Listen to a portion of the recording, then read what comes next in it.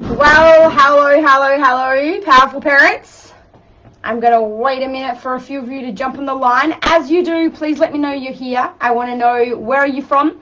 If you live in Australia, I want to know what state you're from.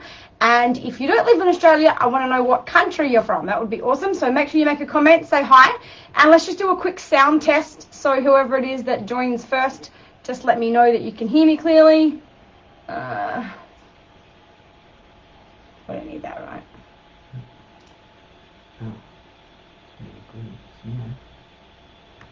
Yeah, but I have other groups. It's only this group. Yeah.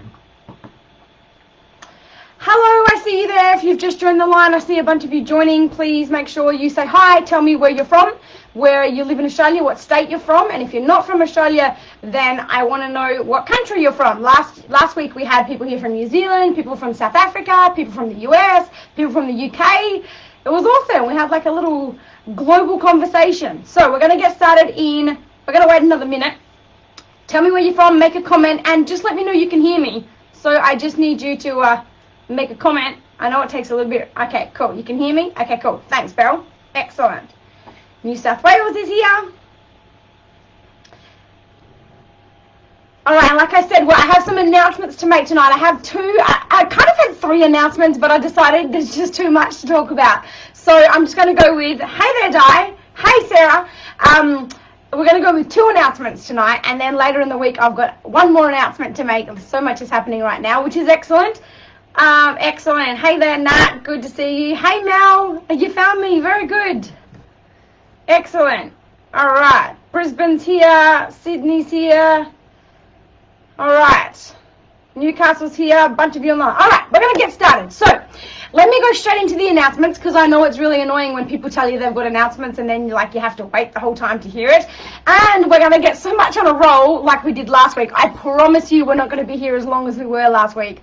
I just could talk about this all day, if you haven't already noticed. I literally did not even see the time until we'd already been chatting for like an hour and 15 minutes. And I was like, whoa, we better move on.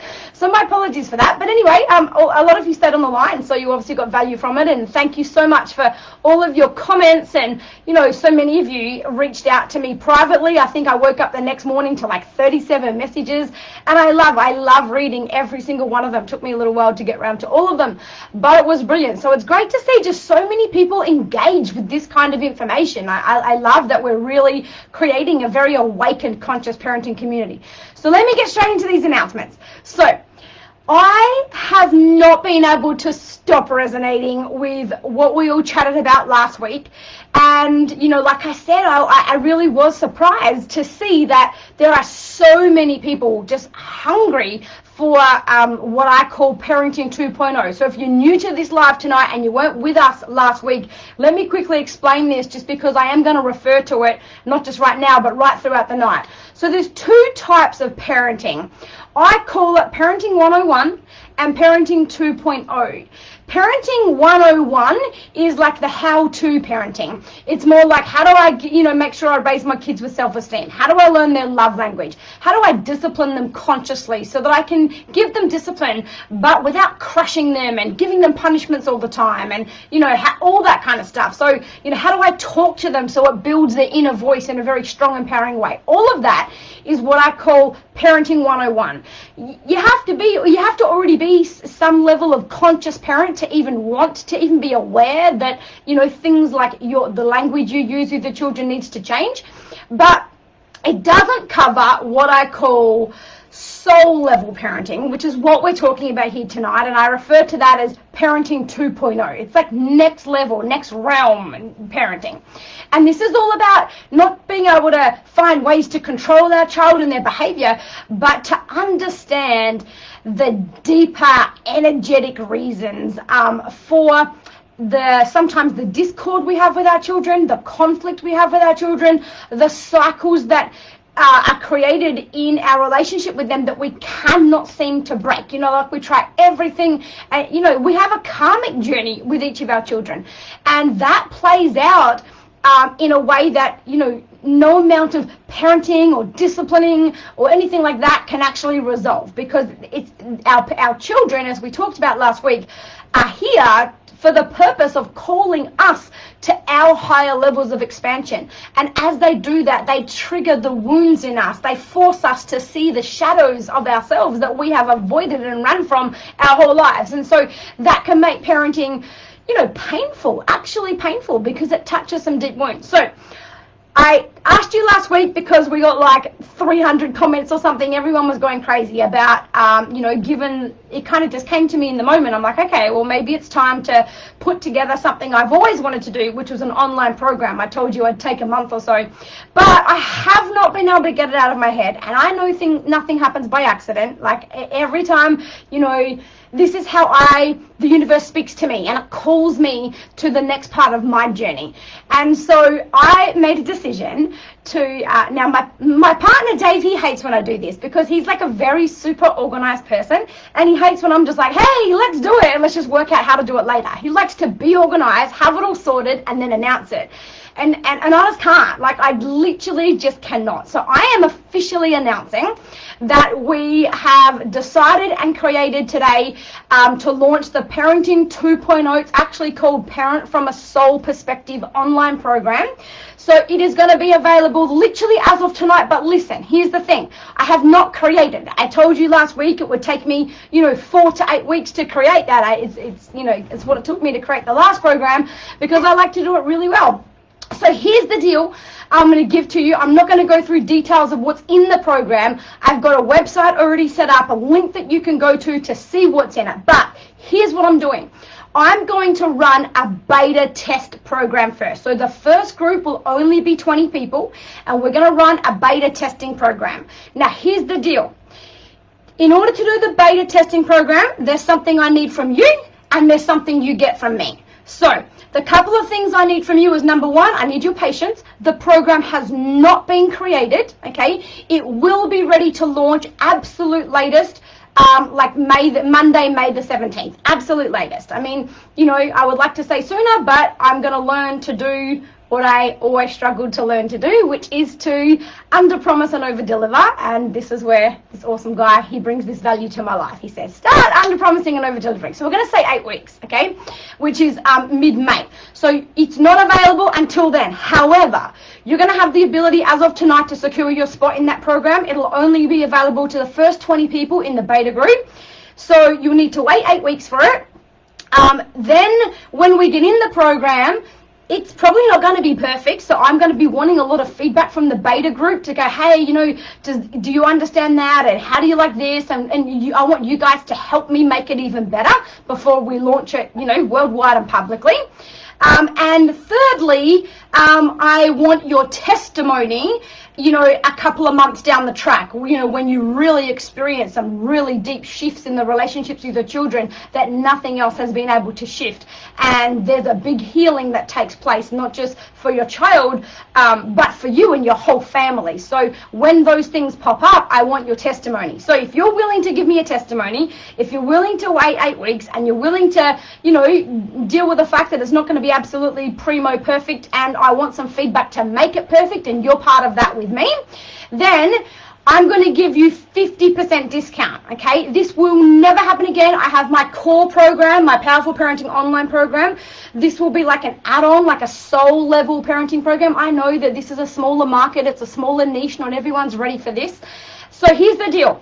The program's going to be $1,000. No question, it'll be worth that. For those of you that are one of the first 20, you're going to get it for $500, all right? It'll be $499 if you pay it in full.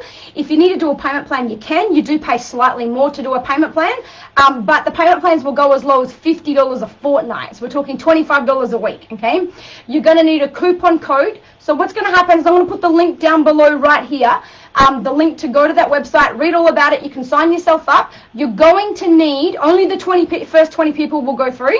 You're going to need to use a coupon code. Instead of me giving it here to you and you having to remember that, we've actually put it on the website. So right above the payment section, it'll say how it's, $998, but we're doing it for $499, first 20 only.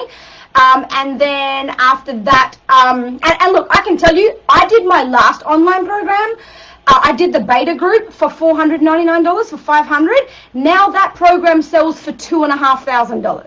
Okay, some people, you know, my prices went up to, you know, when I kind of got some feedback and made it a bit more perfect, it went up to $1,000. Then they went up again, and the full price of that program with the coaching package, with direct coaching from me every week, is $2,500 if you don't get any discount on it. So I just want you to know that when I say these things, you have my word. There will only be 20 people who get the 50% discount. Okay, so for those of you who said last week that you really are ready, I didn't want to have to make you wait. I feel the hunger, I feel the energy around all of these topics right now, so I want to get straight into it. I'm going to get working really hard on that to make it available as soon as possible, but you know, we're saying worst case 8 weeks. So if you have any questions, we can deal with them privately. I don't want to take up the whole time tonight talking about that, but you'll go to the website, you'll make your own payment, set up your own payment plan if that's what you decide you want to do. Make sure you use the coupon code so you get the discount. First 20 payments will go through, then you'll get an automatic email giving you all the details about the program from there, about what happens from there and what you do, okay? Okay, if you look down below, this awesome guy that I have right here beside me, he's already posted it under here. He posted it as The Holly Effect. So the page has posted it. You'll see there, thehollyeffect.info/soul parenting, okay? And the coupon code is soul parent. You'll see that on the page. It's literally just first in, best dressed. I'm not dealing with anything. It's like, go to the website, do it yourself. Of course, if you have questions, you're welcome to reach out to me, but that's the only way I can make it totally fair. Secondly, let me give you the next big announcement. All week have been called to, like, what is my message? And I wanted to be really clear tonight because I don't want to make you sit here for another 2 hours. But at the same time, I'm like, how do you cut this down? I actually don't get it. How... You know, I know that if you have a child that experiences deep shame and low self-esteem and has, you know, some pretty deep-rooted anxiety, I know that is the most heartbreaking parenting to have to deal with. And I'm like, I physically don't know, even when I was thinking, and I even made, you know me, I don't really like notes, I just like to get on and talk. And I literally made some notes to go, okay, what can I exclude and what do I really need to include tonight to cover here without going a billion hours, but still give you as much value as I possibly can. And here's what I've decided. We can't do it all tonight. We literally can't. I'm going to give you what I believe to be, I don't know, the heart and soul of these emotions, if you like, looking at them from a soul parenting perspective, as well as bringing it down to a physical perspective and giving you some, well, what do I do from here? What do I say and what do I do as of tomorrow morning when my child wakes up? I want to give you something to take away, okay? But here's the next thing I'm going to do. This is totally free. Okay, it will only be for 10 people. I'm going to gift you an hour of my time, and I'm going to have only 10 people. Okay, I literally can't do it for everyone, and I trust that you can appreciate that. 10 people only. I'm going to make myself available, do a private Zoom call for 10 people that are on this live tonight. Now here's what you're going to have to do to qualify for that call. This is going to be happening this coming Thursday. I don't even know the time yet. Once I know which 10 of you there are, I'll make a little group chat and we'll, you know, do our best to, you know, I'll kind of let you know the time and I'll give you the Zoom link, okay? But that is going to be a one-on-one coaching call from me. What I mean is all 10 of you will be on that call for the purpose of, exactly like I do in my online program every Tuesday night. I'm there for an hour. Sometimes there's 15, 20 people on the line, and I spend the whole time unmuting people's lines one at a time so that I can help you super specifically, not generically. You can tell me exactly what's going on with your child, what happens, how old they are, you know, what you've already tried, what works, what doesn't work, and I will give you my personal advice like in a one-on-one basis. But everyone else will be listening to the advice I give to you, and when I finish talking to you, you get to listen to the advice I give to other parents. So you'll be able to be on the line to get an hour's worth of, you know, one-on-one anxiety and shame advice from me. Like, you'll get access to the value of all of it, because what I say to other parents will be relative for you too, okay? But in that, you're going to get one-on-one advice. I'm going to talk just direct to you in front of the whole group, okay? I can only do it for 10 people. If there's more than 10, it will take more than an hour to get through, and I'm not willing to donate more than an hour of my time completely for free. So here's what I want you to do. In order to qualify, you need to do a couple of things, okay? I do want something in return. I'm going to be real about that because I love how the energies work when we provide our value to each other. So if I'm going to give you this much value, I'm going to ask for your value in what it is that I can benefit from. Do you guys feel like that's fair? Yep. Thank you, Sarah. So what I want from you is I want you, don't do it right now, listen to me. I want you to share this video when we're finished tonight. And I don't want you to just hit your share button, okay? I want you to share it like with the right intent. The universe only magnifies the seeds that are planted with the right intent, okay? I don't want you to share it just so you can get something from me. I want you to share with the intent in your heart to truly get this message out to a family that needs it and that by no mistake will cross paths with your page, will happen to see it, will happen to watch it, and they will be thankful to you the rest of their lives. Because from seeing that live, they end up joining this group and they get other advice from me moving forwards or whatever it might be that benefits that family. So do not just hit your share button. I want you to share it with a message that comes from your heart, because your friends and family and your contacts on Facebook, they know you. They care about you. They don't care about me. They don't even know me. All right? So I want you to, Emma Rivers, Dave just told me that you just signed up to the Parenting 2.0 program. All right, girl. Look at you. See? You are so ready. Clearly. So anyway, back to this. So you share it with your own message. I want you to tag the friends that you genuinely feel like could genuinely benefit and this is relevant for. And lastly, I want you to comment. I will go through, as you guys know, I went through 320 comments last week after the live, and I basically replied to all of you, all right? I care. I'm not here to just put out information and like see you later. It's like I actually care, and I love the interaction you guys give me. I love the questions you ask. And whatever I can't get to, tonight, I get to tomorrow. So what I want you to do, if you believe you should be one of the 10 people that I choose, because I am going to have to choose these 10 people, I want you to comment down below, not right now, we're going to get into the information, but at the end when your attention doesn't need to be anywhere else. And I want you to share just briefly your story. I don't need the whole story. Like I don't want it to take me half an hour to read, but I do want you to share a piece of your heart with me. I want you to be, I want to see that you're willing to be vulnerable and to really, really kind of come from a different space with your parenting, so that I know you can benefit from the advice that I would give you on that live Zoom call. Okay, so I want you to comment down below just a little snapshot of your story, maybe your child, how old they are, like what's so heartbreaking for you and why you believe that you are the one that needs to be on the live Zoom call completely for free and out of my time. I can tell you, if you come to me for a one-on-one session, I charge $1,000 an hour. If you come to me for a private coaching session, the only package I've got is $10,000 for 12 sessions for 3 months, okay? Those are my one-on-one prices. You will get that kind of value from me, one-on-one advice from me for free, okay? So in return, I need you to help promote me. I do want to get this group up to 10,000. It's really weird because the Facebook page has got like 100,000 followers, like 87,000 likes or something. But then the group only has like not even 6,000. So I do want to get the numbers up in this group so that the value and the message can get out to more people. And I want the message I'm going to share tonight to be a seed that is planted in the hearts of other parents that can then use this to completely, I always say the harvest never looks like the seed. And, another one of my favorite quotes I've said, and I want to say this because this is how I see you tonight, okay? You can count the amount of seeds in an apple, but you can never count the amount of apples that come from one seed. So what I want you to do tonight is I'm going to hand you the seed. I'm the seed. This message is the seed. But I want you to be the one that plants it, that puts it out there, to making it available to whoever it is that needs it, that will find the message on purpose, because nothing happens by accident, and they will produce a harvest in their life and the lives of their children because of the seed that you planted. I can be the seed, but if the seed doesn't get planted, it produces nothing. So I'm asking you to be the farmer, all right? Okay. All right. Sarah, if you want to do the program, I just saw you mention there your card has the funds. You click the link. It's not to be. Maybe, I don't know, contact me privately. We can work that out later, because if you're trying to do it and it's not going through, I don't know why, because other payments have gone through already, but we can work that out, all right? I can see that you've tried, so no worries. Okay, let's get into this. I want to talk about anxiety first, okay?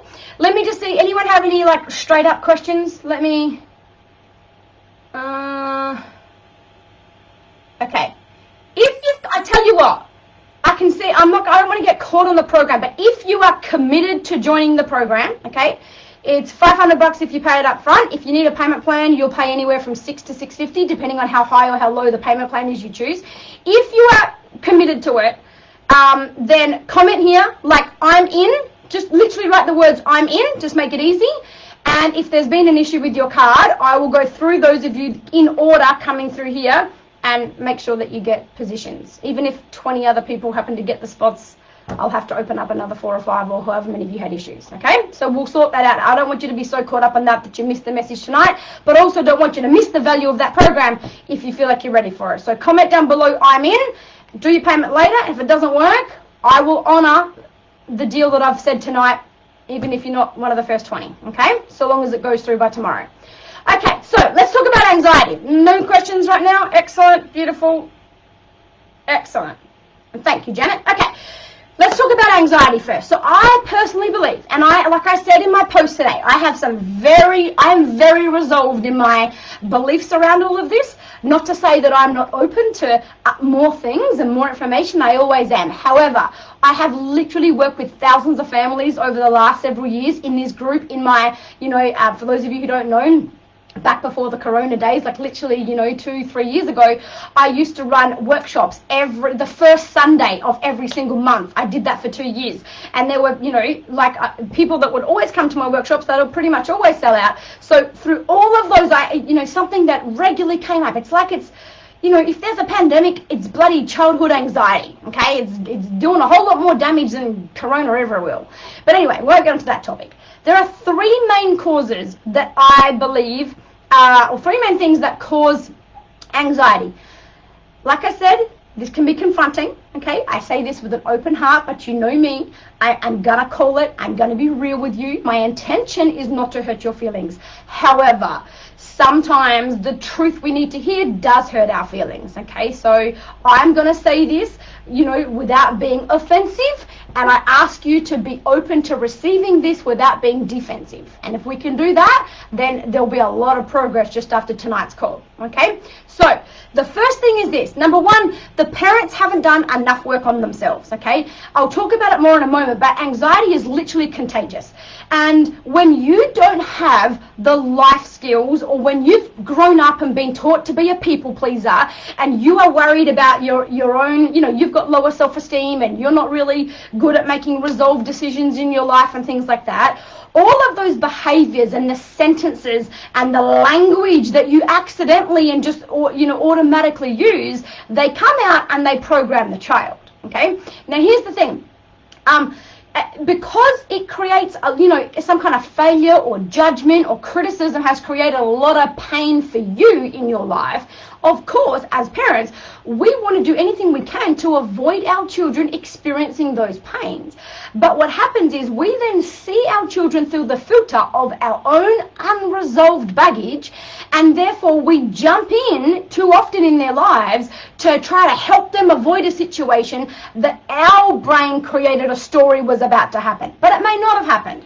And what happens is, I'll give you an example. It can literally be, and we talk about this in that Parenting 101 program, the online program, it could literally be, it's called learned helplessness at young ages. So it could be as simple as, here, let mummy get you dressed. Oh, would you like mummy to help you put your shoes on? Oh, that's a big heavy plate. Would you like me to carry that? How about I carry the glass so it doesn't spill? This is how we talk to like a 2-year-old. And what we're basically saying to them is, I don't think you're going to, not what we intend to say, but the subconscious message they receive is, I don't believe in you. You're not going to be able to do this. This is dangerous. You can't handle it. I'll do it for you because I do it better, right? And It is accidental. Yes, it is accidental. I know it's not your intention, but still it's the message they receive. Then as they get older, not being able to tie your shoelaces or not being able to carry a cup without spilling it becomes not being able to make friends or having no friends when they go to school, or, not being able to speak up in front of the class and ask a question. And so, because the child has not learned how to make mistakes, and more importantly, that they're okay if and when they make mistakes. So the first thing that causes anxiety in your children is a parent who hasn't done enough work on themselves, which means your energy field is too full. You've got so many unresolved emotions of your own that you try to avoid, okay, because they're painful. Yes, they are. And what that means is you then don't have space for the child, or you get emotionally triggered by the child's emotions, right, which then gives the child more to take on. Because if you can't hold that space without being drawn into your own unresolved issues, the child feels that. And the younger they are, the more sensitive to energies they are, particularly with this whole generation coming through. They're very energy sensitive. So the child can feel that when they come to you because they're scared, that they can feel that you hate that. They can feel your heart breaking. Now the child then feels responsible subconsciously. They don't know how to language this to you, and they don't mean it to happen, but they feel like, I am the cause of your heartbreak. Now I can see you're sad. Now I can see you're confused. Now I can see you're uncomfortable. You don't really know what to do here. And I feel like I'm the cause of that because I felt that energy come from you when I came to you. So if I can feel like you don't have space to be able to honor my pain, to be able to honor my pain means to be able to allow me to experience it, to let me sit in it without feeling like you need to jump in and save me from it, because the only time you need to jump in and save me from it is when you subconsciously believe that I can't save myself. And if that's the repeated messaging I get, then I end up in a situation where I don't trust myself. I'm not sure if I'll get it right, and there's some kind of thing that I'm avoiding, some pain, something. I don't know exactly what it is. I've never experienced it because you saved me every time. Okay, so that is one thing. Parents, the other thing is, from a parent's perspective with a child with anxiety, is if a parent feels incongruent to a child. Okay, we have a lot of empaths coming through. Like I said, a lot of energy sensitive children. They are calling us to our energy sensitivities, but we have grown up and learned how to separate ourselves from the energies that we want to avoid because they cause us pain and we see them as a threat. So what happens is this: in our best attempt to be the best parent we possibly can, we do our best to be fine in front of the child. And then we don't show enough vulnerability. And we try to, make sure so that it's like a catch-22. We don't want the child to have to take on the emotion that we feel when they show us they're feeling. And so we try to brave up and not feel it and pretend we don't feel it and cover it. But they do feel it because they're not translating what we're saying verbally. They translate what we say vibrationally. And here's the thing: when what you tell me verbally feels different to what I'm feeling from you vibrationally, see, because you are my hero, because you are my God, I trust you more than I trust myself. So if you tell me you're fine, or you try to look like you're fine, but I can feel that you're not, I learned that what I feel is wrong, that I must be broken. That doesn't make sense. And so, number one, I will still not want to bring it to you because I feel it. Or secondly, I just can't trust myself. Now I need validation on everything. I don't know what's right because I don't trust that what I feel is right, because my hero has convinced me that what I feel wasn't right with intent to love me and protect me. But regardless, they've convinced me that what I feel isn't right. And instead, this is what the truth is, but I never know that truth unless I ask the outside world for it. So now I'm programmed to look for external validation, and I don't know if I'll be able to handle anything unless someone is there to tell me how to handle it.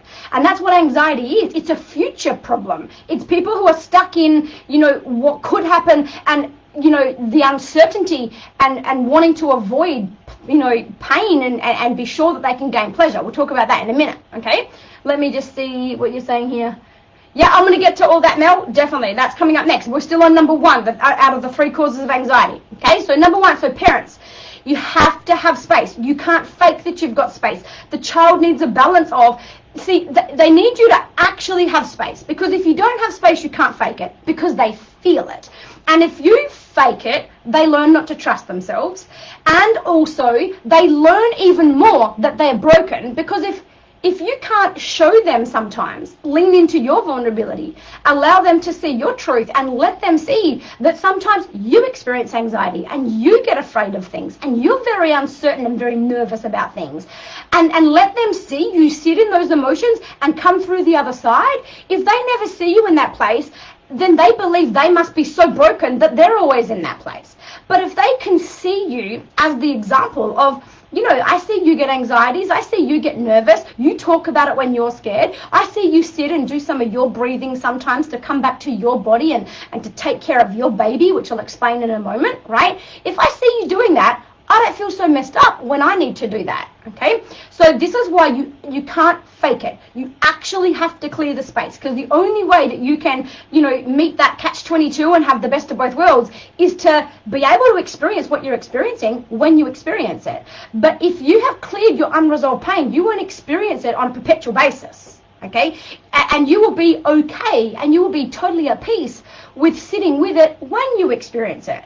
But if you've got a whole lot of unresolved trauma and unprocessed emotions that keep getting triggered by things that you try to avoid, can you see how that means there is no space for the child and the energy they need to bring? Right? Yep, beautiful. Okay, I'm going to go to number 2, okay? So essentially the summary there is, parents get anxiety over the child's anxiety, and I get it. It's bloody heartbreaking. Like Miami, my youngest, she gets some anxiety, and you know it used to trigger me mainly because I learned my coping mechanism through my woundedness was to. Everything needed to be okay, and I could be tougher than anything, and nothing ever got to Holly, and Holly could handle all adversities, and that became my identity. So it was super hard for me to be vulnerable. So then to have a child who, gets this fear, and I'm like this person that doesn't experience fear, because even if there is a fear, like I'm stronger and bigger than it, and I used to use toxic positivity to override it and all this rubbish, that used to be a trigger for me. Like, I'm the parenting person, and I've got a child that's got anxiety. What did I do wrong? I know this comes from a parenting space. This is how I know that you must parent. If you truly feel like you will do anything to help your child and their anxiety, you have to find the time, find the money, find the whatever to do the deep work that is necessary. Find the bravery, find the courage. Like, it needs to be the highest priority, I personally believe, because when you clear that stuff, there is a space that is available to the child. And when that space is available and you're able to sit with them and honor their journey without being triggered by your own stuff, the whole dynamic of dealing with this changes. There's not anxiety because of the anxiety anymore. Okay? Awesome, Sarah. We're only just getting started. I'm so glad to hear. So, number 2, okay, the second reason a child will get anxiety is kind of links to the last reason, but they don't trust themselves, okay? And they've learned this from, sometimes it could be toxic positivity that we talked about last week, and parents who accidentally gaslight their child, okay? Now, gaslighting is a term normally used with narcissists. You may not be a narcissistic parent, but we all have accidental, narcissistic tendencies are really just coping mechanisms, okay? And we all experience them, and we all have them on different levels and different layers. But gaslighting is essentially what you feel you don't feel, what you hear you didn't hear, what you see you didn't see. So for example, in relation to linking it to anxiety, it's like, oh, that's nothing to be worried about. Don't be silly, that won't happen. And that won't happen. You're going to be fine. You're going to come home and tell me you had a great day today. This is gaslighting, because it makes the child go, oh, so what I feel isn't valid then. So what I feel, I'm not really feeling scared. Oh, no, you're not scared. You're brave. This kind of thing. This is gaslighting. And they experience gaslighting trauma, okay? Or the opposite side to that is the controlling parent, the over-controlling, the parent who over-controls, over-punishes, over-corrects the child all the time. It creates a pattern of blame, shame, and pain for the child. Every time they make a mistake, you know, if your language, for example, and I teach this in the Parenting 101 program, right? A lot of stuff in my free webinar has this. If you haven't watched the free webinar and you don't want to pay for something, you want something free, go watch the free webinar, okay? Like, you can find the link at the top of the group in this page. The image at the top has the link on it. Anyway, it'll give you some language to start using, because if you have, you know, so let's say when your child makes a mistake or does something pretty wrong, if you tell them that they are naughty and that, you know, like that they are silly, for example, and that, you know, they are disruptive and that they are hard work and that you can't deal with them anymore, then that relates their behavior to who it is they are. That is shame, okay? Shame is bad person, okay? Guilt is bad choice. Guilt is a great emotion for all of us to experience. But when we internalize the mistake and we make it about who we are, not the choice we made, that becomes shame. That then leads us down the path of anxiety, because we want to do anything we can to avoid shame. And the only way, if we've had over-controlling, over-punishing, over-correcting parents, is to literally create scenarios where we absolutely cannot make a mistake. This is where we get OCDs and we become controlling and obsessive ourselves, and we avoid putting ourselves out there. We avoid making decisions, because if we get it wrong, it's gonna come across to my parent as a reflection of me, and it's not my behavior that gets addressed, it's me that gets addressed. So I call it separating the deed from the doer, something we teach in the online program, okay? If you want to do the work on that, I'm not covering that tonight. So that's the second thing. So for example, you know, let's say that if a child gets in trouble for making, you know, stupid or small mistakes, and it could be as simple as they get a glass of water and they're carrying it and they spill a little bit, and you're like, can you be careful, please? Oh gosh, look at the mess you've made. This kind of stuff. All you're doing is telling the child how bad they are, how messy they are, how incapable they are, how they always get it wrong. Instead of, oh, I see how carefully you're carrying that. Oh, well, don't worry, it spilled a bit. That's okay. You can always clean that up. Take your cup over there. It doesn't matter if we spill things. What matters is that we clean it up. So come back and clean this up when you're done, right? So giving them green lights, not red lights all the time. Again, we teach that in the program, okay? So the third thing that creates anxiety is...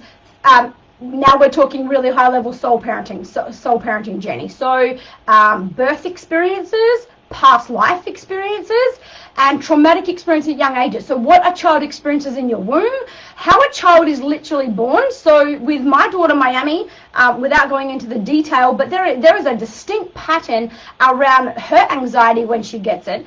And I've taken her to kinesiologists, and this has been confirmed, and I absolutely know she was a scheduled C-section. And there's a pattern in her life, and if you look at the way your child was born, you'll see that their birth process plays out in their life. So for example, my second child was a massive emergency, like literally out of nowhere. Quick, we're going to get this baby out, you know, quick.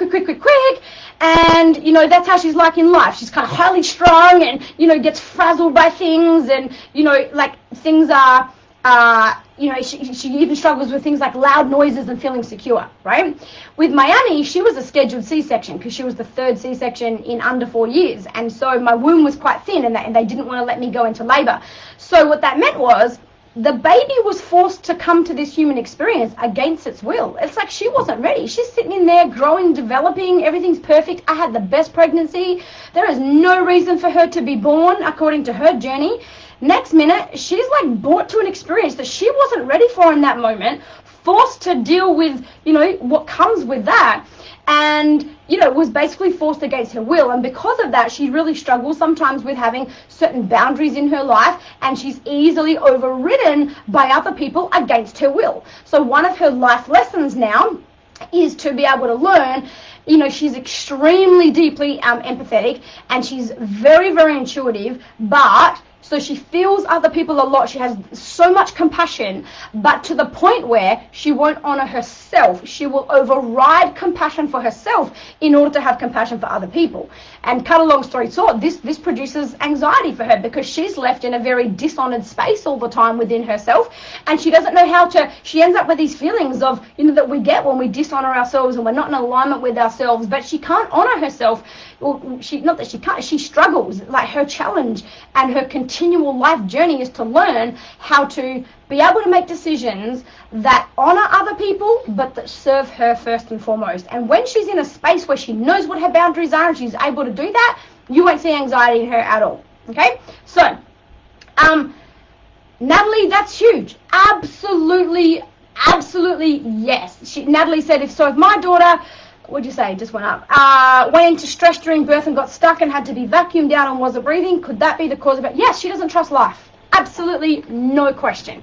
What you do about that is take her to a kinesiologist, which is what I'm going to say here. So the third reason is the birth process, what you experience while they're in your womb. If you come to my retreat, we do a process, an ancestral process, and I take you will go back into your mother's womb. I don't care if you're on the line and you're 85 and your mum's not even here anymore.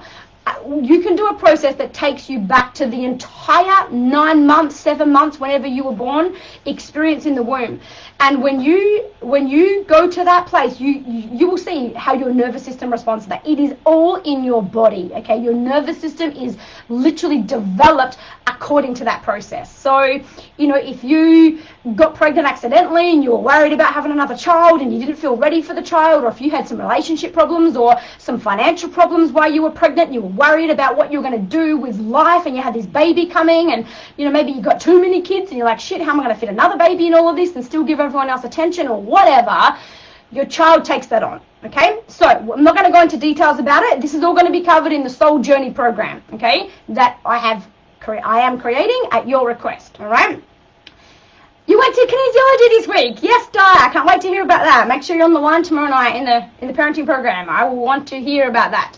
And Di is someone that when I met her 6 months ago, this stuff was like airy-fairy, like, you're a crackhead, this is weird, like, just give me parenting 101. We're not talking awakened stuff. We're not talking soul journey stuff. How do I control the behavior of my kids? Now she's come such a long way, largely due to the Powerful Parenting Online program, that she's literally just taken her child to a kinesiologist. All right. So yeah, the way your child is born, it literally creates an energy that is trapped in their nervous system. If you really understand how the nervous system integrates with our energy body, our etheric body, so our etheric body uses the nervous system to integrate and attach to our physical body. This is how our soul has our physical experience here in this human world. It happens through our nervous system. And the chakras and the meridians, like all the energy gateways in our body, get blocked. Okay, anytime there is unprocessed trauma or unresolved pain, it literally gets blocked, which prevents the flow of energy. So your answer there, go see a kinesiologist. All right, I'm going to have to move on because I want to get through this. Yeah, I knew you'd be right with me sharing that story, right, Diane? I mean, we're being real. We're just calling it, right? That's what you're like. Yes, Emma. All right, we'll talk about that tomorrow night, Emma and Di, on the online program call. Like, Miami just went to the kinesiologist on Friday too, so we'll have a little kinesiology session, all right? Now, let me tell you what to do if you've got a child with anxiety, because it is so important, if you haven't already done this, for them to understand the physical side of their anxiety. Because what I see and what I hate is that most children with anxiety, they feel like something's wrong with them and that something is broken. But they're actually the one with something going so right, okay? Their brain works more right than any of us sometimes. And so I want to explain how to do this. Again, this will be covered in detail in the soul parenting thing. But there's a part of the brain called the amygdala, okay? It's deep in the brain, and it's very small, but I call it, when I explain it to children, we've done this in the online program, I literally created a video for all the parents to show to their children so that I could explain it. I call it the guard dog. So the amygdala is like the kennel that your guard dog lives in. And just like a dog that we have in our backyard, their role is to help us survive. Their role is to keep us safe, okay? So obviously the pre-cortex is what keeps us calm and helps us make decisions, but the amygdala amygdala is all about survival. It's all about fight and flight response. So I call it the guard dog. So just like a guard dog, right? So the guard dog's role is to keep you safe. Anytime he thinks maybe you're not safe, his actual job is to come out of the kennel and bark at what's not safe to let you know, hey, you're not safe, you need to run, or like this comes from when we were living on the land and we were being chased by predators, right? So we had to run and climb a tree and get away from something that was chasing us, right? Now, sometimes, just like the dog in your backyard, sometimes the guard dog comes out of his kennel and he barks and he barks and he barks. He says, whoa, whoa, whoa, that's dangerous, that's dangerous. And, we're inside the house and we're like, what's the dog barking at? It won't be quiet. So we go to check to see, what the dog's barking at and to see if someone's snooping around the house. And it's nothing. Maybe if there's a cat out the front or something. So what do? We then tell the guard dog, all right, stop your barking, get back in your kennel. Everything's fine. Thanks for letting me know. Thanks for hearing the noise. That's your job. I went and checked it out. Everything's fine. Now get back in your kennel, go back to sleep and be quiet. Okay? So if you can help your child separate who they are. Now, we're going soul journey here. Okay? We are not our thoughts. We are not our feelings. We are the consciousness behind them. We are the awareness that conceives the thought. We are the awareness of the thought. We are never the thought. We are never our feelings. We are the awareness of them. Okay? So if that is what the I is, that is what the consciousness, the all-being is. Okay? So if you can help your child feel like it's not you with anxiety, it's your guard dog. It's all about your guard dog. So they separate who they are from this experience that they have. Now, if they can see them as two different things, they can do more with the guard dog. They can help him calm down. They can sit with him. Sometimes the dog needs a pat. He just needs some love. He's barking and barking because no one's coming out to see him. He just wants some attention, right? And then there's a whole other theory I teach about holding the baby, which we don't have time for tonight. But it's where you teach your child how to find where the anxiety is in their body. And this is how you learn to communicate with your soul and what your soul needs. You find where the anxiety is in your body. And then when you find that feeling, whether it's in your chest or your throat or whatever it is, you hold it like a baby. You treat it like it's a baby, not like it's a monster. Okay?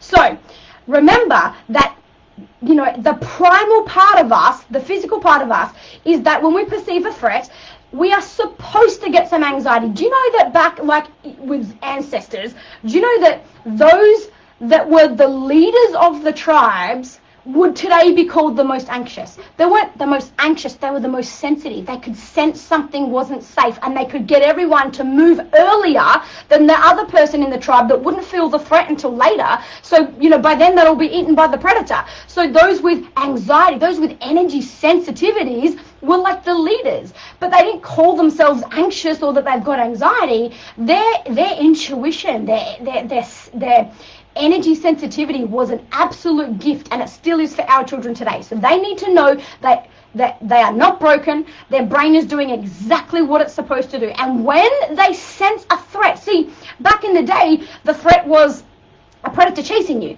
Today, the threat is the fear of missing out, social media issues, being teased, being humiliated, being, framed. Like, that's what's perceived as the threat. So here's what happens. Our physiology, and for those of you that don't know, I actually have a physiology degree, exercise physiology degree, so I love this stuff. Our physiology is that when we perceive a threat and the amygdala is activated, that there is an instant surge of neurotransmitters, so adrenaline, noradrenaline, cortisol, and this is all to help us be stronger, faster, be able to run longer and to be able to get to safety. Now here's what happens. Because life has changed, we perceive the same threat. We perceive a threat. Those hormones, the chemicals are all released in a big surge. But because we don't run away, because we're not running from something, we're just sitting in front of the computer and we feel a bit left out because we see on Facebook that a bunch of our friends went to a party and we just realized that we weren't invited, for example. And now we have a fear of not fitting in. See, I don't need, there's no place for me to run. It doesn't make, logical sense for me to run right now, which means these chemicals build up in my body. You need to go and read a book, if you've got a child with anxiety, by Peter A. Levine called Waking the Tiger. And you need to understand why exercise is so important. And if they can identify the trigger and the surge, if they learn how to be, in touch with their bodies and they can feel the sensitivity of the anxiety coming on, then they can do something with their body that gives those chemicals like a channel of elimination, if you like, okay? Because only by moving our body can our physiology process what has been released because it's meant to be released. All right? Let me just see. Yeah, definitely. Okay, I want to get through this pretty quick because I want to get onto the other topics, okay? But basically, when we don't have a reason to run, our physiology changes, and that's why all the chemicals sit in our body. You cannot process that just with breathing techniques, and literally all you're teaching your child to do is have to suppress what they're actually feeling, because you're trying to teach them to don't move. But what they need to do is, dance, or, punch something, or jump up and down, or do star jumps, and even, they're not always going to be able to do that at school and things like that, but let them learn about how their physiology works, okay? Go and read Waking the Tiger by Peter Levine.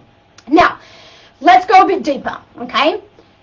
Upfront and real, anxiety typically comes from you, the parent. And maybe you don't have an anxiety problem yourself, but you have anxiety over your child's anxiety. You're like, yeah, when you feel it coming on, I guarantee you get a trigger. You're like, oh no, here we go. Here comes the cycle. And you hate it because it's heartbreaking for you, okay?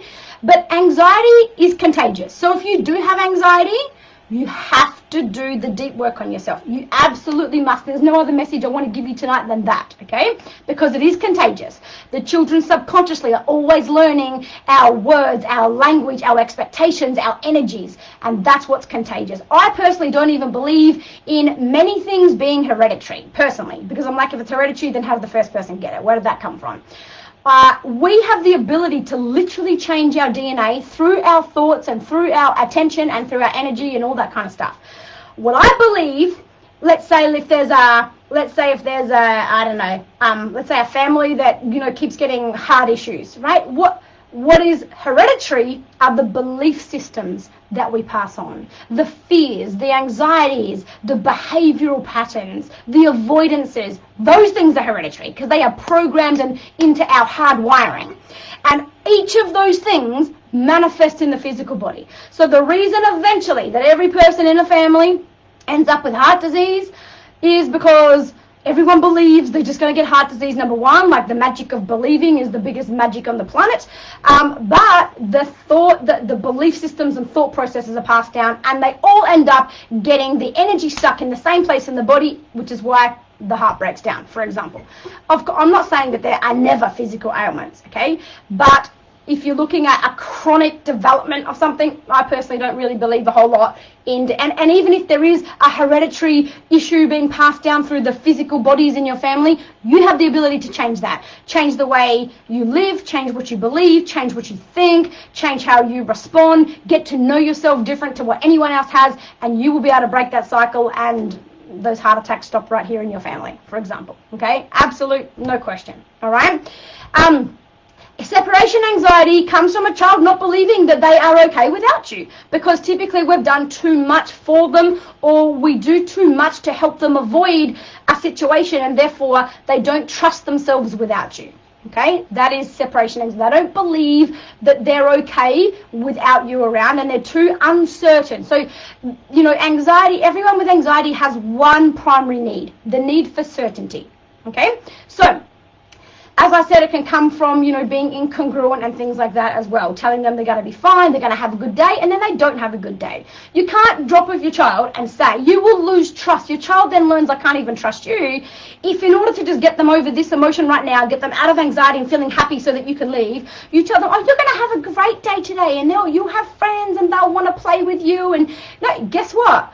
The risk you run when you say that is that if they go to school and they don't have a good day, and that person you said will play with them doesn't play with them, or something bad happens, now they can't even trust what you know.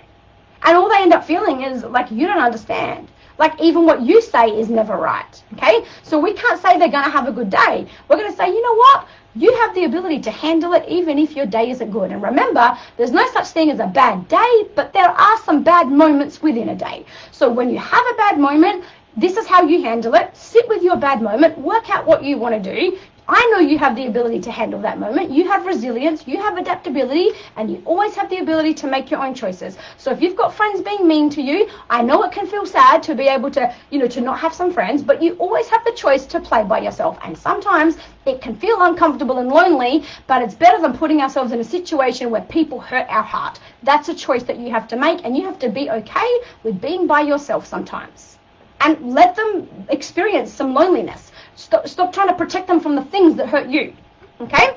So here's the thing. The biggest way to deal with anxiety is to choose to experience it, okay? If you move away from anxiety, you make it worse. The constant attempt to help your child not worry is what creates the anxiety, okay? Because when you try to help them not worry, you're reminding them something's wrong with you, okay? You want to help them so much, I get it, because you love them, but you have to admit that you are also scared of their anxiety because you hate how you feel when your child is anxious and scared, and you want to avoid those emotions in you. Again, only way to deal with that is to clear your stuff so that there's space for your own anxiety and still space left over for the child to take up, right? So the solution to anxiety, parents, hear me out here. The solution to anxiety is to radically decide to experience anxiety.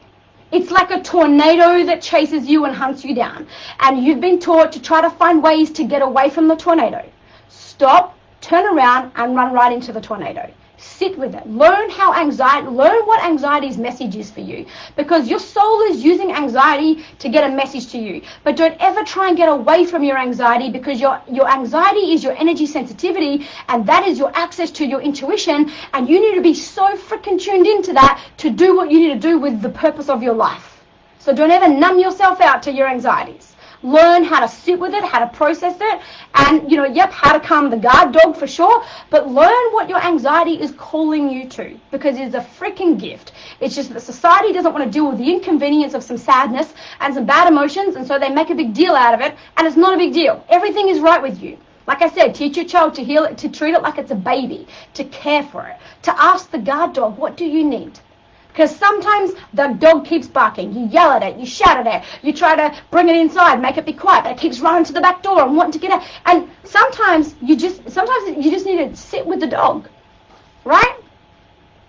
So, see the guard dog. So teach your child, as I said, to see the guard dog as a part of their brain, not them, okay? That way they can be conscious of what they are experiencing instead of being the experience. They can separate themselves from being it. So I'll tell you this in a moment, but my bottom line is never teach a child they have anxiety. Teach them they are experiencing anxiety. But what is the anxiety? Go a layer deeper. Is it doubt? Is it some worry? Is it some uncertainty? Where is this coming from? There's a layer under it. This isn't the thing. This is the cover emotion for the thing. What created the anxiety? Well, I was worried about something. Why? Well, I was uncertain about something. I had doubts of myself about something. I was afraid of something. Okay, let's start using that language so that we can not put all this into one package and call it anxiety. Yeah? Oh, thank you, Mel. That is very beautiful.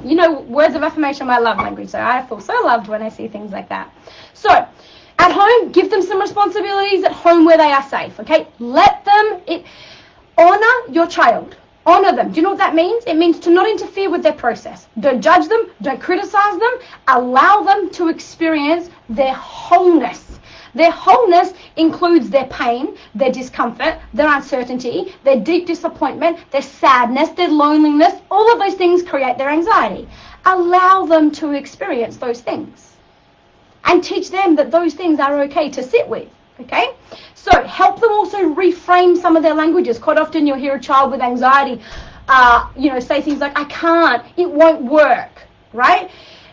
You don't have to tell them they were wrong, but you just want to replace it. And again, if you want to do the work on this, you learn this in my online program. I've got a whole section in the program on language to use and words to use and sentences to use, okay? So instead of saying I can't, you will just replace that sentence with I'm in the process of figuring it out. I'm in the process of figuring out how to blah, blah, blah, blah, blah. Not I can't. I haven't worked out yet how to do this. I'm in the process of figuring it out. Okay? And if this is naturally your language, this becomes the new program that is installed, the new software that is installed on your child's hard drive. It's like saying, you know, your phone's not working right now because it needs an update. No worries. One of your apps have slowed down. One doesn't even open because it hasn't been updated in a year. Guess what? No worries. Update the software. And if you really want to, you can wipe the whole phone and put a whole new operating system on your computer or on your phone, right? That's what we're doing to our kids. So it's never, ever too late, okay? How do you counteract the effects of other people shaming them? So Alicia, good question. How to counteract the effects of other people shaming them? That's a resilient thing. People won't shame them when the child has the ability to handle it and to be able to process things themselves. And the only way to teach a child to handle being shamed, we'll talk about shame in a minute, is literally to teach them how to experience it and what to internalize and what not to internalize. And it doesn't matter how much you say it's not fair and how other people are mean and they shouldn't say that. That's not helpful information to a child. So saying those things, oh, that must have been so hard for you, and oh, that's terrible, and oh, that's really mean of that person to do that. Those things are true, and they do help to validate the child, but the child needs more. So what do I do with that? Okay? And we need to be real about giving them options. Okay? So anyone, as I said, anyone with anxiety has an extremely important unmet need, and that need is certainty. Okay? That feeling of internal security that we know we can avoid pain and we can gain pleasure. They've literally learned they can't trust the world or themselves, and they may have also learned that they are alone, because when they come to you and you get your own feelings and they take those on and feel responsible for them, it ends up making them feel like they can't come to you. So they end up feeling alone in their anxiety because they don't want to make you feel like that. They don't want to be the reason that now mum's sad as well and I can feel the energy in mum or dad. They don't want to take on, and they don't have the space for that extra burden.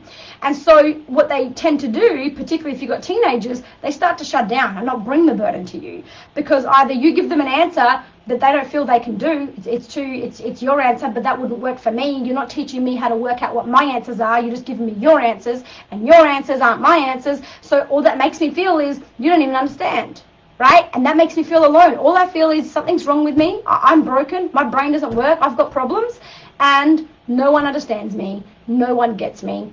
And this is why, as a parent, you've got to be vulnerable and share some of your experiences so that they can see that this actually happens to everyone. Yes, your brain, your guard dog might bark a bit more and a bit louder than everyone else's and might bark a bit longer, okay? But we all have a guard dog that barks, and we're supposed to have that guard dog. We need to work out what's the purpose of our guard dog. Why does our guard dog hear noises out on the street that the dog next door doesn't hear? There's a reason for that, and that will help you guide through your own life. Okay, if we know how to sit with it. So the other thing, as I mentioned, their nervous system has likely not been integrated to their development, and so in that case, please go and see a kinesiologist. All right. So firstly, with anxiety, in terms of how to help with it, firstly, I want you as parents, this week I'm going to give you some homework. Okay, I want you to come back to this post. Please go out of your way for me, just for like 30 seconds. Come back to this post and comment on what I'm about to say. The first bit of homework is on you. I want you to notice your own triggers around their anxiety first. Don't go helping your child. Notice you first. So notice the feeling that you might notice you start pushing away as soon as you come across the trigger. As soon as your child, you see that look in their face and you're like, oh no, they're going to start saying that they don't want to go to school in a minute, or they're going to tell me they've got a tummy ache, or they're going to tell me, and that first moment of fear and that sick feeling in your stomach, whatever it is for you, that trigger, I want you to notice that, pay attention, and I want you to wait 10 seconds before you respond to the child. And while you're waiting in those 10 seconds, I want you to truly notice what you are experiencing. Where is it showing up in your body, right? I want you to notice exactly where. What is it? Not just, oh yeah, there's a feeling in my gut. Okay, what is it? Well, is it a heavy feeling? Is it a pulsing feeling? Is it a fuzzy feeling? Is it a tingly feeling? I want you spending 10 seconds noticing what you are experiencing, because you cannot hold space or teach your child to notice what they experience so that they can get advice from their own soul until you know what to do. And then I want you to notice how just that 10 seconds alters the course that you choose to take regarding your child's behavior. Okay? That's all I want you to do. Yep, so now I want you then to sit with your heartbreak and sit with your agitation and stop wanting to fix it. This is why you can't fix it. The fact that you think that there's something to fix is the problem. Okay, and you know I'm just being real with you. I don't want to hurt your feelings, but that's the problem. There's nothing to fix. There's something to tune into. There's something to learn, to be guided by. There is nothing to fix. If you see your child as having something that you need to fix, then by default you see them with a problem. And you treat them as though they've got a problem. And they start to learn, I've got a problem. Something's wrong with me. Everyone around me is trying to help me and trying to fix me because there's something wrong with me. Okay, that's the first inner voice that needs to be broken. Okay, so instead of trying to want to get away from your heartbreak and your agitation, I want you to sit. What is heartbreak? How does heartbreak and agitation show up in your body now? I want you to sit there and notice it. Where exactly, learn, what does heartbreak feel like on the inside of your body? Where do you get a sensation? Where do you get an energy? You know, what does it, like, try to find some descriptive words to describe it, okay? And come back here and explain it to me, all right? So, next thing, exercise is really important for the anxiety child. I'm not going to cover this in detail now. Food, gut health, most important. Probably nothing is more important than this. And I know I'm probably taking a risk here, but I'm going to say it. This is my opinion. I'm certainly not a doctor, but in my personal opinion, I believe, in my experiences, that the children with anxiety have very high sensitivities to vaccinations. I'm not saying don't do it. I'm saying maybe break them down, maybe spread them out, maybe do them further apart. They always have leaky guts, kids with anxiety. The gut produces 95% of serotonin in the body. That's the happy hormone. So things like serotonins and oxytocins and dopamines are dramatically reduced, particularly serotonin. And anyway, I won't get into the details of that, but just pay attention to some of these things. I'm not here to say you should or shouldn't vaccinate. I have a vaccine-injured child myself that ended up with asthma, blah, blah, blah, but I don't have even an opinion on what you should do. What you should do with your child is whatever feels like it's right for your child. My personal opinion around vaccinations, if you want to know it, since we're on the topic, is I think we're all got the same risk. If I choose not to vaccinate my child, I run the risk of facing the guilt of them getting a disease that could have been avoided. And if you choose to vaccinate your child, you run the risk and the guilt of them having a vaccine injury that could have been avoided. I think as parents, we all sit in the same boat. We do the best we can to avoid the risk that is too much for us, and that is personal to you. All I'm saying is they have sensitivities to vaccinations, so maybe look at other ways. When I vaccinated Amani, I remember she showed some sensitivities and some heavy metal kind of like loading in her at the time. Anyway, I separated her measles, mumps, rubella, and she was the only one of my children that got that vaccination. But I spaced her. I made them separated. I don't know if you can these days. Obviously, that was like 13 years ago. I made them do measles and then mumps and then rubella all separately, and I spread them out 6 months apart, not 6 weeks or anything like that. Anyway, that's just something for me to offer to you. Take what you can from that, okay? If it resonates, take it. And if it doesn't, that's okay, all right? But eating foods that reduce anxiety is really important. So if blood sugars get low, it triggers flight or fight, okay? That response in the brain. And it causes all of us to feel more anxiety throughout the day. So avoid sugar, high glycemic carbs, and fried foods, obviously. And include seaweed for this child. Can buy organic seaweed packs. They're amazing. My kids eat them all the time. They smash a whole packet. I literally have to tell them you're only allowed to have 1 packet a day because they eat it too fast. Whole grains, brown rice, blueberries, dark chocolate, and B12s and B6s, as well as folates will normally be low with people with anxiety. Learn about what all those things are. Pumpkin seeds and nuts, really, really good. With regards to the gut, you can do a whole lot of things to heal the gut. There's a world of information out there, so go and look it up. But lastly, let me tell you about emotional stuff with a child with anxiety. The closer your emotional bond is with this child, the more secure they feel and the less anxiety they will have, okay? But here's the thing, you cannot feel sorry for them. And I know that's hard. And if you struggle to not feel sorry for them, then you're carrying a lot of baggage yourself, okay?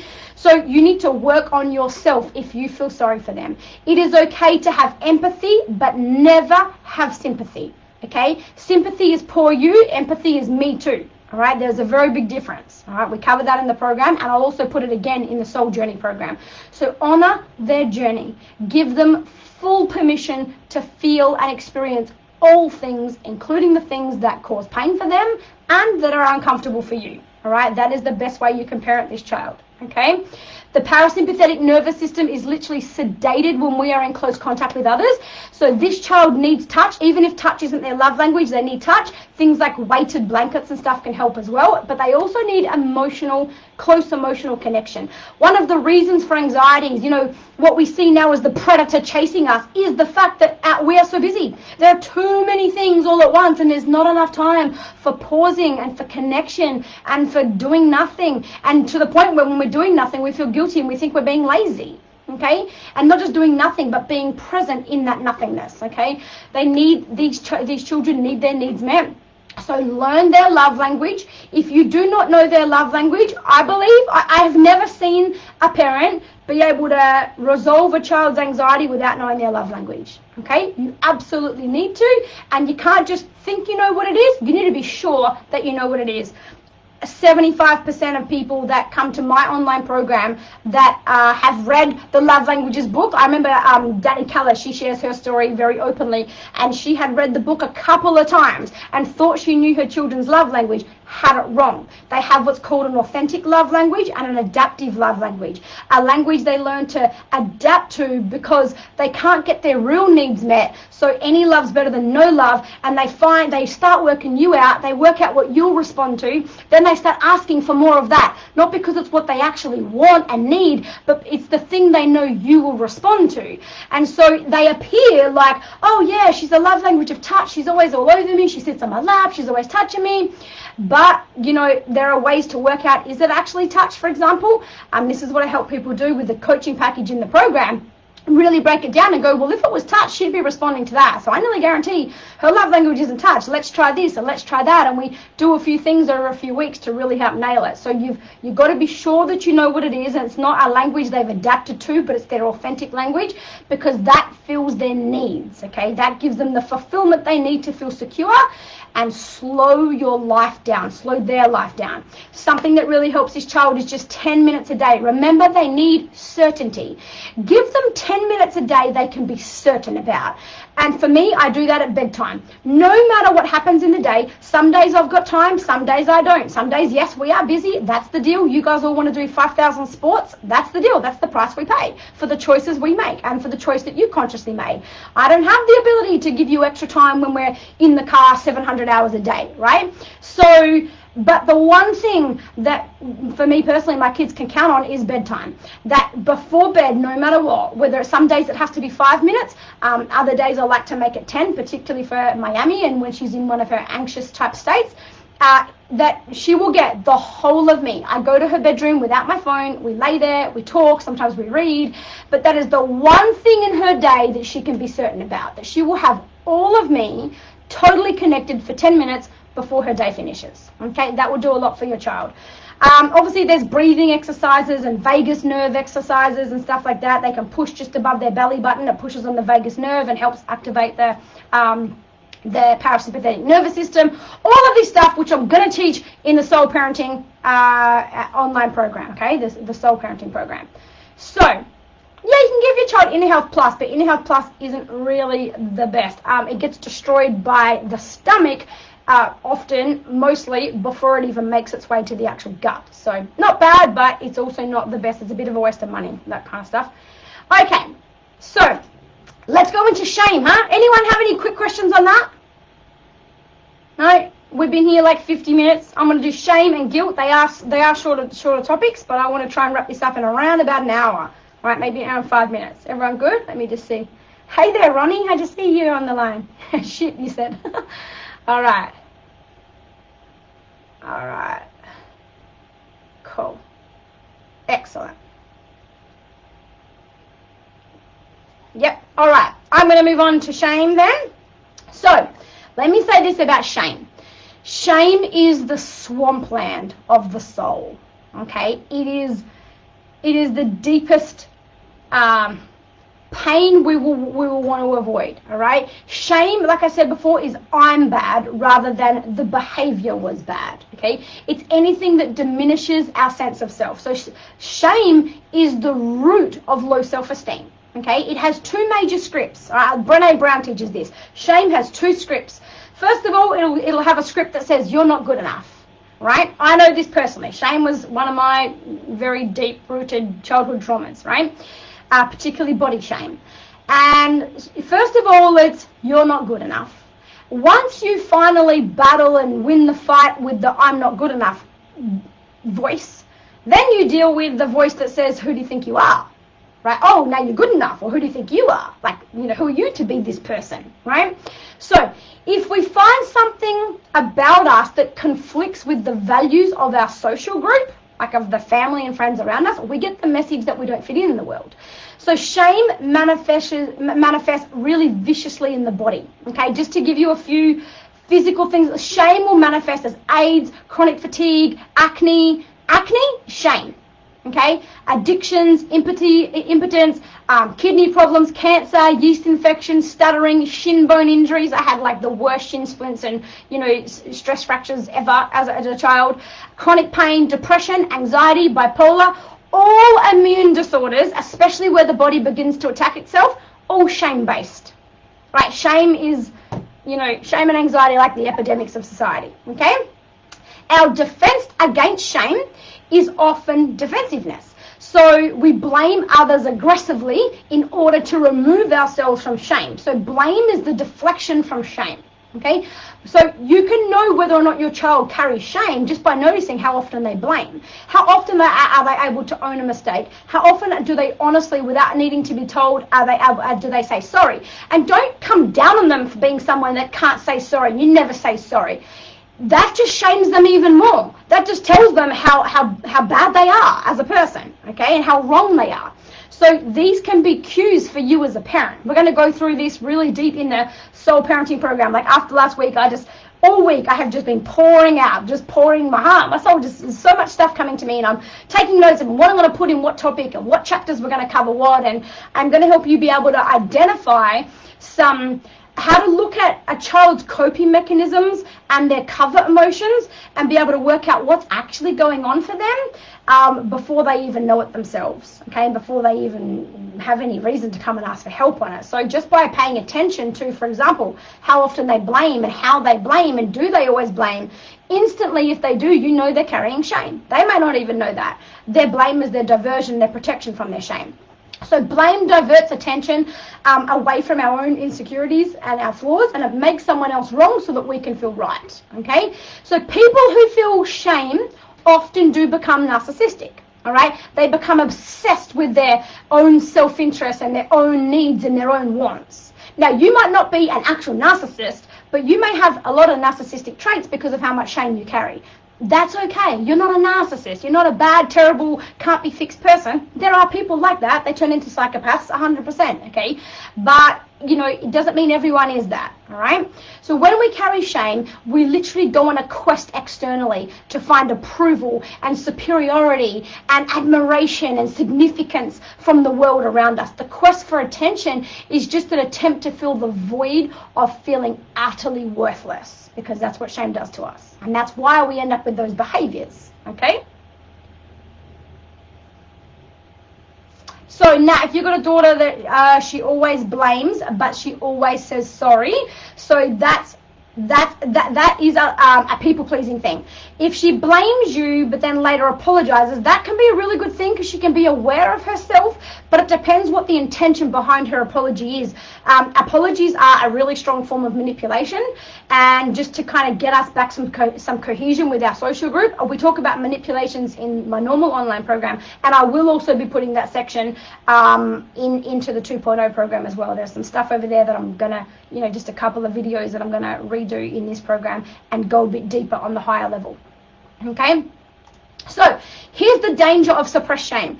Shame is highly correlated with addiction, depression, violence, aggression, bullying, suicide, and eating disorders. Okay, so I hate that I have to be so blunt and so harsh because I don't want people to hate me for hurting them, but at the same time, if someone's going to interrupt the path that your child's on, I want it to be mean. And if that means that I need to, slap you in the face a little bit, or maybe even punch you in the nose a little bit as a parent and make you bleed a bit, I'm willing to take that risk, because all of these cycles can be broken. And I know that we can only do better when we know better. And one thing I know, particularly of the community that I attract, and the conscious parents that are part of this group, I know that we are absolutely doing like the best you know how. The thing is, sometimes the best we know how still isn't good enough, and we have to be willing to swallow that pill. And so if you have a child carrying shame, and that shame, and I don't care if the child's already 14, 15, 16, it is never too late, but if the earlier that cycle is interrupted, of course the better. It is never too late to interrupt that cycle. I just finished working with an amazing young girl. You might have saw my post maybe 2 or 3 weeks ago when she bought me flowers at the end of our coaching journey. And she has come through a lot of trauma. She has, been experiencing for years, for her whole teenage years. She's only 22 now, and she's had a lot of eating disorders like anorexia and bulimia, has a lot of anxiety, particularly around her body. And at 22, like the work, she came to the retreat as well, but the work that we have done at 22 years old has changed the entire trajectory of her life. And it was her mum that found me. So I don't care how old you are or your child, it is never too late to break this cycle. Think about it. You could be on the line here right now and you're already in your 40s.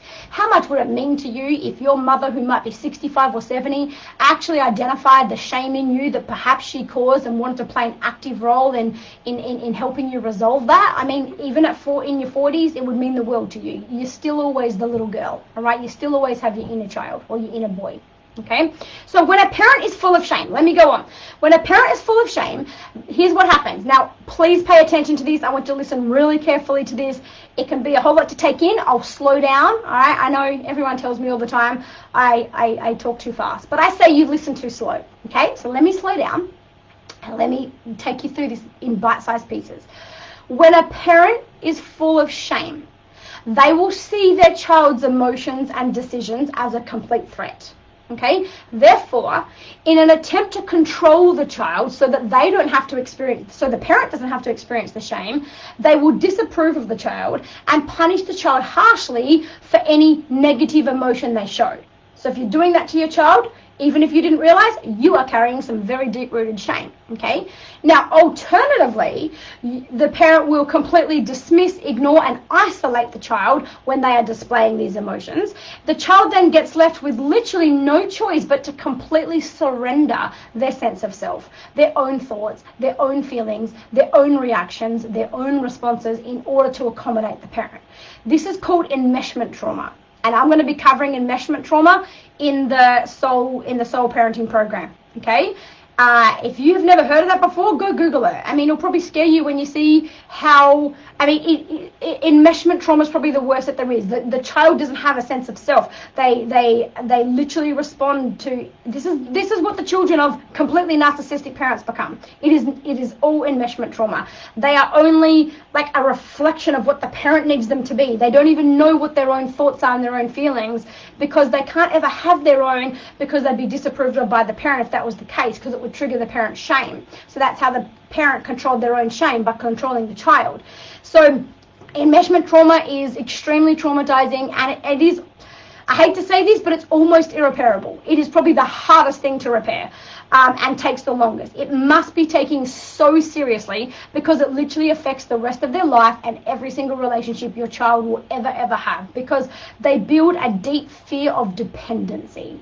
And because of their fear of dependency, they keep themselves very dissociated and detached, okay? At a minor level, it's perpetual numbness, okay? But at a deeper level, it's dissociation, and that's just so damaging, okay? Punched in the face. Oh, with all the love, Di. All right, and Tasha, thank you for owning it. Thank you, Mel. Well, I'm glad to be your messenger. All right, listen. If I see you all like, where do I go? What do I do? If you really want to do the work, I don't know different professionals out there to go and see. So Google it. I believe that what needs to come to you will come to you. So you'll find the person you were meant to see, and if you go there and it doesn't feel right, trust that, okay?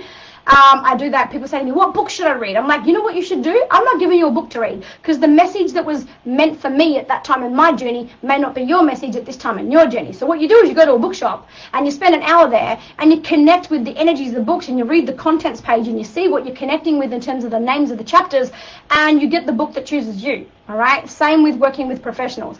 If you want to do this work with me, come to my retreat. I'm not talking about that now. Spoke a little bit about it last week. Reach out to me privately. Comment below here. Actually, comment, just make it easy so I can find all the comments in one place. Comment below here, retreat info. Just write the words retreat info, please, or whatever, retreat info, and I will get back to you. Not tonight. I'm going to go have some time with my partner when we're done here tonight, because our kids aren't here. So I will get back to you tomorrow, okay? But my retreat is 2 nights, 3 days, and this is the work we do, okay?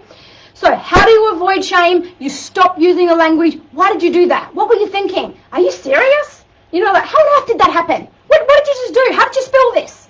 That, shame, shame, shame, shame, shame. Why did you do that? Worst question to ever ask your child.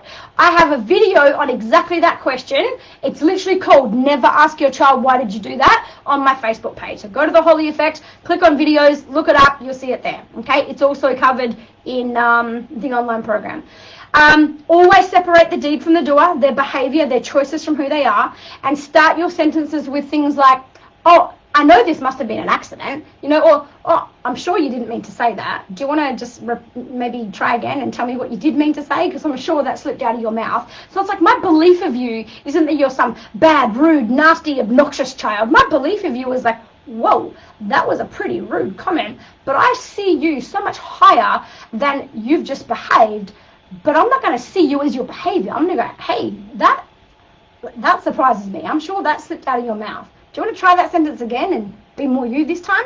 You know, oops, that's a mistake. Or even something as simple as, don't worry, that can be fixed. Don't worry. Or something even like, right, there's a broken bowl, there's glass everywhere, there's a mess everywhere. It can all be fixed. It doesn't matter. But who's going to help find a solution here? What's the first thing you think we need to do? First of all, we need to be safe. So let's deal with the glass first. What should we do with the glass? And let them, don't tell them, right, go get the broom, go get this, come on, clean this up. Oh gosh, look at the mess you've made. Shut up. So what if they've made a mess? So ask them, okay, there's a mess. What are we going to do? Oh dear, there's drawing on the wall. This is not okay. We draw on paper, not on walls. How are we going to fix this problem? You are responsible for fixing this because you created the problem. So let's fix it.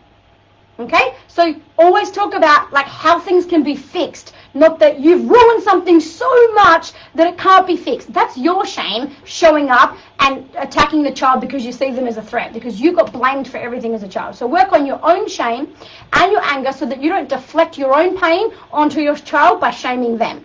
Again, this is why you've got to do the work on yourself. Okay? The moment you start allowing and displaying all emotions, you will put an end to shame. You know, you should literally stop it in its tracks. I'm going to finish on this because I love what Brené Brown says. She says, if you put shame in a petri dish, it needs 3 ingredients to grow and survive. It needs secrecy, silence, and judgment. But if you put the same amount of shame in another petri dish and you douse it with empathy, it cannot survive. Shame cannot survive empathy. It can't survive silence, and it can't survive empathy. Remember, empathy isn't poor you, that's sympathy. Empathy is me too. Okay? So the most powerful and immediate way that you can begin to heal your child's shame is for you to start being vulnerable. You talk about your shame. You show your weak emotions. I dare you to cry in front of them. I dare you to really lean into the depths of your vulnerability and to let them see you with struggling how to do that. Like literally, don't just come out with the end product. Like go, okay, I literally can notice myself right now. I feel like I want to get up from the table and walk away. I am noticing I'm feeling shame. Just give me a minute. Let me just see where this is showing up in my body. I feel like I know exactly what to do to get away from this feeling, but I'm going to be brave. I'm going to sit in it, and I'm going to let this feeling come forwards, and I'm going to tell the little baby that I can feel inside of me that I'm actually here for it, and I'm not going to abandon it this time, and I'm not going to run from it like everyone else has run from it. I'm going to sit here and hold the baby for as long as it feels like it needs to cry. And if that makes you start crying, let your children see that. Okay? It's also important to have healthy boundaries, which parents struggle with when they've got a child with anxiety. You struggle to have your own boundaries because you feel so sorry for them. okay? Which then adds to their whole cycle. Amazing, Sarah. I'm owning this is me. I've got no fingernails left. Oh, Mel, I don't want to be the cause of you losing your fingernails. All right, lastly, 5 more minutes. You guys okay if we go 5 more minutes? I've gone a bit long, but, you know, I don't know how else to make it quicker. I talk too much. This is why I do online programs. Is that okay? 5 more minutes so we can cover guilt? Yeah? All right. So with guilt, children, let me just give it to you real simple, okay? Because we've talked about shame, and guilt and shame go a little bit hand in hand. Guilt is a good emotion. You want your children feeling guilty because guilt means I made a bad choice. But I always have the ability to make a different choice, which means I'm always in my power to be able to, and I can, if I'm not shamed, if I've got enough self-esteem to take responsibility, then I've always got access to my power, because guilt is only a reflection of a choice that I made that didn't align with my higher values. When I've made choices that are out of alignment with who I really am and my higher values, I end up feeling guilty for those things, okay? So we guilt children by saying things like, why did you do that? Or, you know, things like, you need to eat that because there's starving kids in Africa, you know? You know, some children don't even get any presents for Christmas, and you're upset about the one that you got, and this kind of stuff. I mean, eventually it turns into shame. But, you know, things like, you don't know how lucky you are, and I'm not happy about that. Look what you did. Or, do it because I said so. That's why, because I said. Or go to your room with no explanation. Or, why do you have to be so difficult? Like, can you just stop being so difficult? Or even something like, you know, stop carrying on. It's no big deal. Stop your carrying on. It's no big deal. Stop your crying. I'll give you something to cry about. All of those things, no good. They're going to start an inner voice that is very disempowering for your child, okay? When children hear these things, they make a very powerful assumption that something is wrong with them, okay? So, like I said, guilt is okay so long as it comes with affirmative parenting and self-esteem. But where it doesn't, guilting a child is received as shame, okay? The inner conversations soon shift from I got that wrong to I am wrong. Everything I do is wrong. Something is wrong with me. Okay, this is why we can't use these sentences all the time. And they probably fly out of your mouth because that's the software that got installed on your hard drive when you were being raised. But you do have the ability to wipe your software, okay, to wipe your hard drive and install some new software. So this occurs as a result of socialization, all right? Like, we adopt the norms, the values, the attitudes and behaviors that are deemed acceptable and the right thing to believe. It's the right thing to believe in this. It's the right thing to believe in that. And that prevents us from knowing who we are. Then we make decisions. This happens all the time. Like, people get to the retreat, and, you know, some of the people, I often get people that will say something like, you know, like, I thought I knew what my values were, and they're this, but I just can't find that fulfillment. Like, I get quite depressed, or I get really flat, and I just can't get on a roll, and I just can't find my flow. And then when we strip them back and help them find their own values, what they realize is they were living according to these set of rules here that they thought were their values. Then they realized they weren't their values. They were the values of probably their parents or someone else that were installed on them, that they took as though they were their own values, but they bloody weren't. Here they are living life according to these values, and life still doesn't feel good. You know why? They're not your values. They're the values that you were taught you should believe if you're going to be a good person. And any good person believes in these kind of things. And so if you don't believe in these kind of things, then you need to question whether or not you're a good person. Like, this puts us so out of alignment, okay? So it teaches us to look for what's wrong with us and with others, and to judge the flaws that we find in ourselves and in others. And most sadly, it teaches us to punish ourselves until we change. Guilt always looks for punishment. You got like a lot of pain in your body that you can't get rid of, you're full of guilt, okay? Because guilt will look for punishment, and it finds punishment in pain, particularly pain you can't escape. So if you've got pain, the doctors are like, oh, we've done all these tests and nothing's wrong, and you've still got this pain. Even things like fibromyalgia, that comes from a lot of guilt, okay? And that's how it manifests into our physical bodies when it's not dealt with, all right? So socialization teaches us that in order to be loved, that we must be good, and that the only way to be good is to be punished, or to punish ourselves and to pay for what we've done, all right? If we're full, like, this is literally the basis of our justice system. If we're full of guilt, then we should punish ourselves so that we pay for what we've done, because that's how we remove guilt. External punishment that children are given, you know, for not living up to an expectation, they become internalized, and it becomes a self-regulation system. That's when, you know, that's when things get dangerous and the child heads down the wrong path. All right, so if your child attempts to blame a lot, they're experiencing a lot of shame or guilt or both. All right, fibro. All right, you got guilt going on, and you probably don't have any boundaries, or you don't know how to set your boundaries, or you feel guilty for setting boundaries, and you're too self-sacrificing. So I always say it's good to extend yourself, but never at the expense of yourself. All right. Okay, I'm going to end that here tonight, okay? If you feel like you're guilting your child a lot, just start with, I'm going to give you one thing to do, just start with something super simple. Just make a commitment that at least 3 times a week, your child hears the words, don't worry, it's no big deal, and it's not your fault. For whatever, they spill something, they break something, they, could even be like you told them to pick something up in the, I don't know, like the other day, comes to mind, the other day I said, everyone pick up your stuff out of the lounge room. And then, the next morning, Baya's bowl and her shoes and that was still there. And I had a choice. I could get pissed about the fact that she didn't listen and she didn't pick up her stuff the night before, or I could actually remember she had a bloody lot on her plate that night. She had all these things to do. She was cleaning up her room. She was organising herself to go to a friend's party the next morning. She blah, blah, blah. And I went, you know what? She did an awesome job, looking after Zach for us that day and, our 4-year-old, my stepson. And, I was just like, okay. So, yeah, she left this stuff here. But at the end of the day, it's a freaking bowl and some shoes. And while I don't want that to become a habit and I don't want to let her off everything and let her not take responsibility, if I put it in perspective, it really isn't a big deal. So I ended up saying to her, hey, listen, I know you had a lot of things to do last night, and I know it probably wasn't your intention to forget about cleaning your stuff out of the lounge room. I know it probably just slipped your mind, but can you give it your attention now, please? Instantly cleaned her bowl, put it in the dishwasher, did the whole thing, no problem. Didn't need to shame her. She knew, she felt guilty herself. She's like, oh shit, I wanted to do that. I literally forgot. She internalized it herself. She didn't need to hear from me how much of a bad person she was because she was the only person that didn't put her stuff away. Okay? So, as I always say, guys, this kind of parenting takes courage. It takes courage to do things differently. It takes a whole lot of courage to be the person that breaks the cycle. It would be such an honor, like the deepest honor, to have an opportunity to work really closely with your family if you decide to do the Soul Parenting online program. Remember, 50% off at the moment if you want to do that. Any questions, put them below. I will get to them all, not tonight, but tomorrow. So as you depart from here tonight, please depart from here with courage.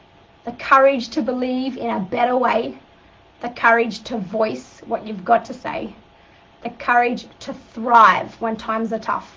And above all else, the courage to know you are good enough. Good night, everyone.